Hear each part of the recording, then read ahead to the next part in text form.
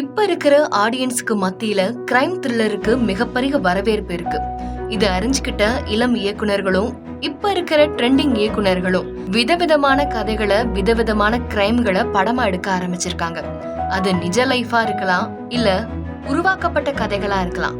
ஆனா அந்த 2.5 மணி நேரமும் ஆடியன்ஸ பயத்திலேயே வச்சிருக்கிறது மட்டும் இல்லாம த்ரில்லரா ரொம்ப பெரிய ஷாக்கிங்கோட அவங்கள தியேட்டரை விட்டு அனுப்பணும்னு எல்லா டைரக்டர்ஸும் போட்டி போட்டு பயங்கரமான கதைகளை எடுக்கிறாங்க.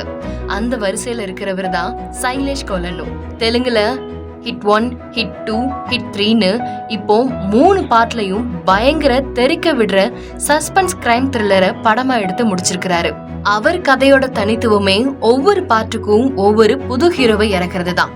கதையோட முடிவுல அந்த கேஸும் முடிகிற மாதிரி இருக்கும். அண்ட் அடுத்த பார்ட்டுக்கான லீடிங்கோட புது ஹீரோவா அதுலயே சஸ்பென்ஸா காமிச்சு எக்ஸைட்டிங்கோட முடிப்பாரு. அதே மாதிரி ஹிட் 3ல இப்போ நானி நடிச்சு முடிச்சிருக்காரு. நானி ஹிட் 3ல முடிஞ்சா பார்ட் 4க்கு ஹிட்ல யார் நடிக்க போறா அப்படிங்கிற எக்ஸைட்மெண்ட் நிறைய பேருக்கு இருந்தது. ஆனா அந்த ஷாக்கிங் இப்ப தெலுங்கு ஆடியன்ஸ்க்கு மட்டும் இல்லாம தமிழ் ஆடியன்ஸ்கிட்டயும் பயங்கரமா இருக்கு. காரணம் ஹிட் 4ல நடிக்கிறது நடிகர் கார்த்திக். காரணம் ஹிட் 4ல ஹீரோவா நடிக்க போறது ஆக்டர் கார்த்தி. நானி அந்த கேஸ முடிக்க அதுக்கப்புறம் கார்த்தி அடுத்த கேஸ ஹேண்டில் பண்ற மாதிரி கிளைமேக்ஸ்ல லீடிங் வச்சு முடிச்சிருக்காங்க. வித்தியாசமான கதையை மட்டுமே ஒவ்வொரு படத்திலையும் செலக்ட் பண்ணி நடிக்கக்கூடிய கார்த்தி இப்போ கிரைம் த்ரில்லர்லயும் கால் பதிக்க ஆரம்பிச்சிருக்காரு. கார்த்திக்கு தமிழ்ல எவ்வளவு ஆடியன்ஸோ அதே அளவு தெலுங்குலயும் மிகப்பெரிய ஃபேன் பேஸ் இருக்கிறதுனால இத காரணமா வச்சு சைலேஷ் கொல்லானோ இந்த முடிவு எடுத்திருக்கிறாரு.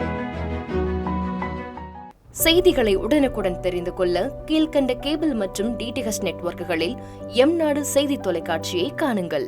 பாதகம் செய்பவரை கண்டால் நாம் பயம் கொள்ளலாகாது பாப்பா. மோதி முடித்து விடு பாப்பா, அவர் முகத்தில் உமிழ்ந்து விடு பாப்பா. அண்மை செய்திகளை உடனுக்குடன் தெரிந்து கொள்ள இணைந்திருங்கள் எம்நாடு தொலைக்காட்சியுடன்.